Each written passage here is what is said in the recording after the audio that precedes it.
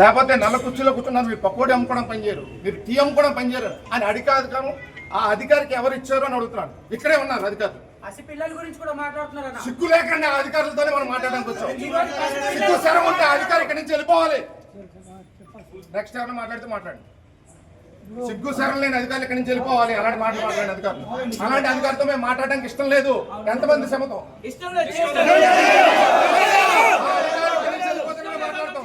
ఆ అధికారి ఇక్కడి నుంచి వెళ్ళిపోతేనే మేము మాట్లాడతాం, లేదంటే వాకౌట్ చేస్తాం. దుష్టమైన పదజాలంతో సెక్రటరీలను ఒక తుచ్చమైన మనుషుల్లో చూసి మాట్లాడిన వాళ్ళు అధికారికి ఆ మంత్రకాలు తెలుసు. వాళ్ళు ఎక్కడి నుంచి వెళ్ళిపోతే మాట్లాడతాం, లేదంటే మేము అందరూ వాకౌట్ చేసి వెళ్ళిపోతాం. ఆ అధికారి ఎవరో మేడం గారితో మేము మాట్లాడా, మాకు ఎటువంటి అభ్యంతరం లేదు. మేడం గారు మాతో మాట్లాడలేదు. ఏ అధికారి మాట్లాడారు ఆయన తెలుసు, ఆయన వెళ్ళిపోవచ్చు ఇక్కడి నుంచి. ఆ అధికారి ఇక్కడి నుంచి వెళ్ళిపోతే మేము గౌరవిస్తాం. సిగ్గు సార్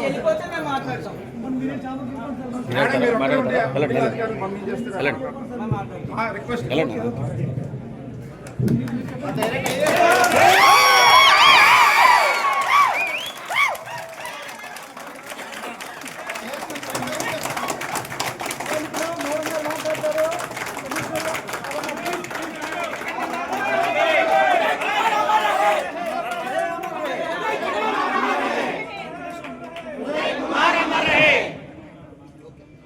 మాట వినండి దయచేసి. మీరందరూ కూడా రెస్పెక్టబుల్ జాబ్ చేస్తున్నారు, గవర్నమెంట్ సర్వెంట్స్.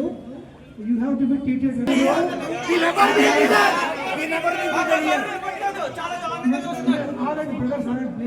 మనము గవర్నమెంట్ సైడ్ మీరు అందరూ ఒకటే. మీకు అందుకని ఇంతవరకు అలౌ చేశాం మేము, లేకపోతే అక్కడ కమిషనర్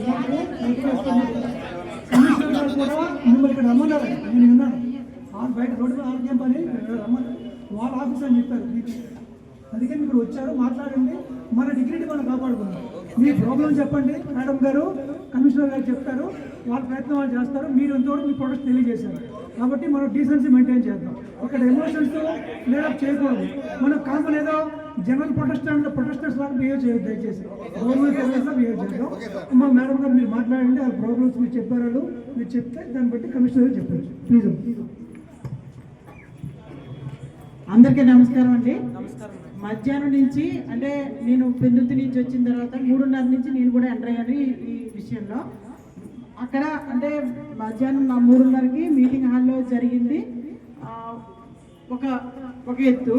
తర్వాత మళ్ళా నీరు నల్లయ్య గారు కొంతమంది టీం తోటి మాట్లాడడం జరిగింది 2 సార్లు.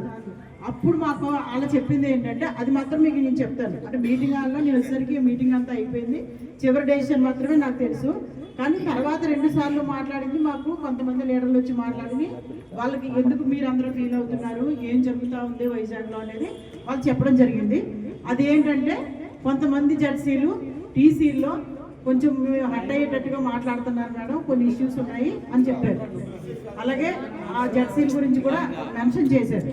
దానికి మేమేం చెప్పామంటే, సరే నేను రేపు ఒకసారి మేము జడ్సీని పిలిపిస్తాము, జడ్సీలతో మాట్లాడతాము, ఇంక ముందు అలా జరగనివ్వము అని చెప్పేసి చెప్పాం. దానికి రెండోది ఏం చెప్పారంటే, గతంలో జరిగిన ఇన్సిడెంట్స్ మీద మేము కమిషనర్ గారికి గతంలో కలిసి చెప్పడం జరిగింది.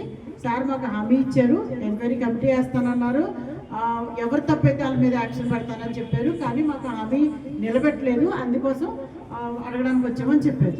దానికి మేమిద్దరం ఏం చెప్పామంటే, మేమిద్దరం కొత్తగా వచ్చాము, మేము సార్ దగ్గరికి వెళ్ళి చెప్తాం, మీ ఫీలింగ్స్ అన్ని మీ సార్కి చెప్తాము, ఇక ఇక్కడితో వదిలేయండి, ఇక ముందు మాది బాధ్యత అనేది అందరం చేయాలి. మేము చేస్తాం, మీరు చేయాలి, అందరం పని చేస్తాం. పని విషయంలో అయితే గ్యారంటీ పని చేయవలసిందే.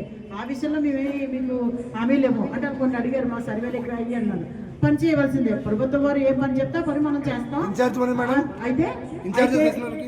అయితే ఏంటంటే మీరు ఇంక మిగతా విషయాలు ఏవైతే ఉన్నాయో కమిషనర్ గారు నోటీసులో పెడతామని చెప్పాం.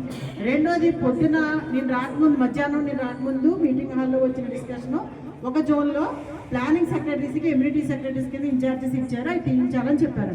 అది కూడా కమిషనర్ నోటీసులో పెట్టి చేయించేస్తామని చెప్పాం. ఇది ఈ రోజు జరిగిన విషయాలు. అంటే గతంలో నేను పీడీసీడీగా ఉన్నాను 1 year నుంచి, నాకు వెల్ఫేర్ సెక్రటరీ తెలుసు, కానీ మిగతా సెక్రటరీ నాకు పెద్దగా తెలియదు. ఈ రోజు జరిగిన దానివల్ల మీ విషయాలన్నీ తెలిసినాయి. మేము ఒక హామీ కూడా నాకు ఇచ్చాం, మీకు వదిలేని ఇప్పటి వరకు జరిగింది, మేము మంచిగా మాట్లాడతాము, చేద్దాం, ఇక్కడి నుంచి ఏదన్నా మా దగ్గరికి రండి, మేము ఒక ఫ్యామిలీ మెంబర్స్ లెక్క అందరం కలిసి జీవీఎంసీలో పనిచేసుకుందామని చెప్పాము. సరే వాళ్ళు తీసుకొస్తామని వచ్చారు, మరి మీరేమో ర్యాలీ చేశారు, ఇవన్నీ చేశారు. సరే జరిగిపోయింది. ఇప్పుడు ఇందాక వాళ్ళు చెప్పినవి మీకు చెప్పాను, ఇంకా ఏమైనా ఉన్నాయా? ఏసీపీ గారు చెప్పినట్టు వేరేగా మాట్లాడకుండా మంచిగా చెప్పండి. ఏమైనా ఉంటే నేను సార్తో మాట్లాడతాను. బాబు మీరు చెప్పింది ఇప్పుడు ఇంతమందిలో ఒక పాయింట్ ఇస్తే కమిషనర్ గారు కూడా మేడం గారు ఇవ్వడానికి బాగుంటుంది. ఇప్పుడు ఇస్తే ఇప్పుడు ఇవ్వండి, లేదంటే కొంతమంది లీడర్లు రేపు వచ్చి శాసన సభలో ఉంటే కలవచ్చు. అది ఆ పాయింట్ నేను స్కిట్ అయ్యాను. మేము అది చెప్పాం, మీకు ఏం ఇష్యూస్ ఉన్నాయో రిటర్న్గా ఇవ్వండి, ఖచ్చితంగా పాయింట్ బై పాయింట్ సార్తో చెప్తాము, మేము డెసిషన్ ఇస్తాం, మీకు ఇబ్బంది లేదని చెప్పాం. రిప్రజెంటేషన్ కూడా ఇవ్వమని మధ్యాహ్నమే చెప్పాను సార్. రిప్రజెంటేషన్ తయారు చేసి ఇవ్వండి, తప్పకుండా మిమ్మల్ని కూడా పిలుస్తాం. ఆ యాక్షన్ టైగర్ లాగా ఒక్క నిమిషం మీరు రిప్రజెంటేషన్ మీ ఇష్యూస్ మీద తయారు చేసి ఇస్తే దానికి యాక్షన్ టేకన్ లాగా తప్పకుండా మీరు కూర్చొని ప్రతి వారం మీటింగ్ పెట్టుకుని ఇష్యూస్ సాల్వ్ అయ్యే వరకు చేస్తాం, తప్పకుండా చేస్తాం. సార్ నోటీస్లో పెడతాం. ఇదంతా మనం అందరం చేయాల్సింది జీవీఎంసీకి మంచి పేరు తీసుకోవడం, పని చేసి జీవీఎంసీకి మంచి పొజిషన్లో పెట్టాలి.